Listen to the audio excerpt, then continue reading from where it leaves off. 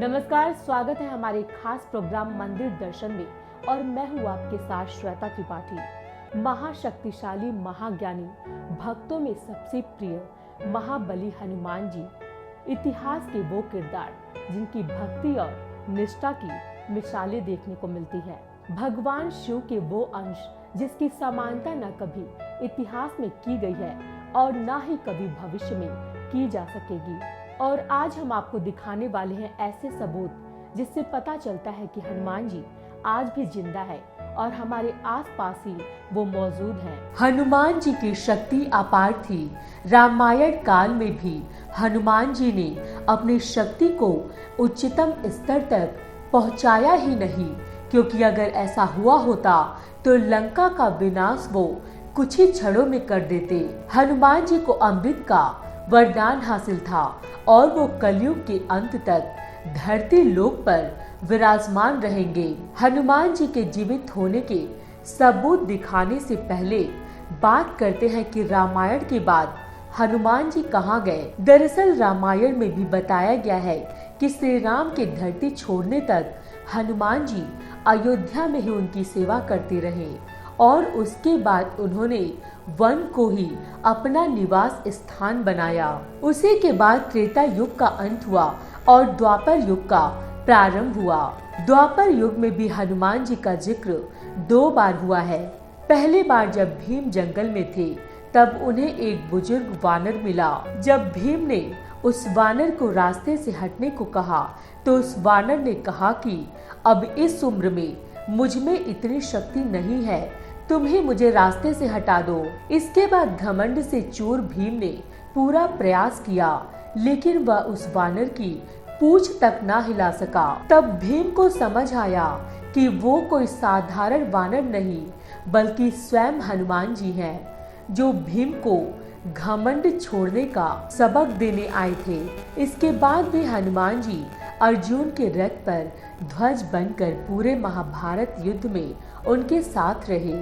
अंत में जब हनुमान जी अपने असली रूप में आए और वहां से चले गए तब भी वो रथ राख बन गया। जब अर्जुन ने श्री कृष्ण से इसका कारण पूछा तो श्री कृष्ण ने बताया कि वो हनुमान जी ही थे जिस कारण उनके रथ को कुछ नहीं हुआ, वरना इतने विनाशक अस्त्रों के सामने उनका रथ कभी भी टिक नहीं सकता था। इस तरह हनुमान जी ने महाभारत काल में भी अपनी उपस्थिति दर्ज करवा दी। इसके बाद कलयुग में भी हनुमान जी की बातें आपको सुनने को मिल जाएंगी। चीन, इंडोनेशिया, कंबोडिया में भी अलग अलग नामों से आपको हनुमान जी की कहानियां सुनने को मिल जाएंगी।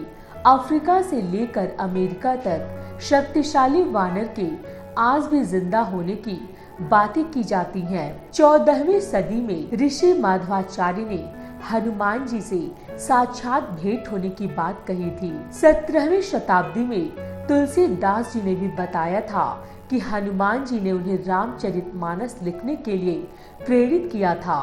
उसके बाद भी कई साधु संतों ने हनुमान जी से मिलने या उन्हें देखने का दावा किया। अब अगर बात करें हनुमान जी के जिंदा होने के सबूतों के बारे में तो आप गिन भी नहीं पाओगे। श्रीलंका में एक कबीला है जिसे मातंग कबीला कहा जाता है। इस कबीले के लोगों को किसी संत से कम नहीं माना जाता, क्योंकि उनकी मानसिक सहनशीलता और विलक्षण गुण उन्हें बाकियों से अलग करते हैं। उनका आज भी मानना है कि हनुमान जी हर 41 साल बाद उनसे मिलने आते हैं और ज्ञान देकर जाते हैं।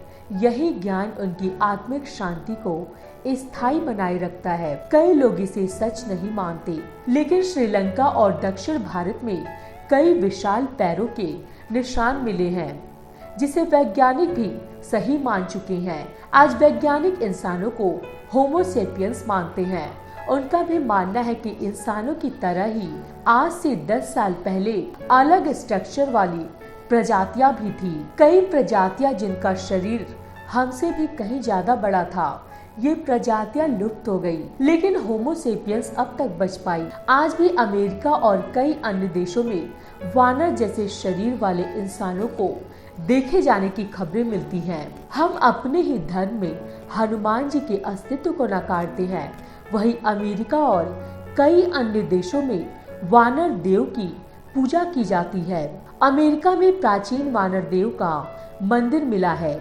जिसकी मूर्तियों की बनावट हनुमान जी से पूर्णतया मिलती है। वहाँ की प्राचीन गाथाओं में भी वानर देव को अमर ही माना जाता है। हनुमान जी ने वरदान से अमृत को हासिल किया था और वो कलयुग के अंत तक धरती लोक पर ही विराजमान रहेंगे।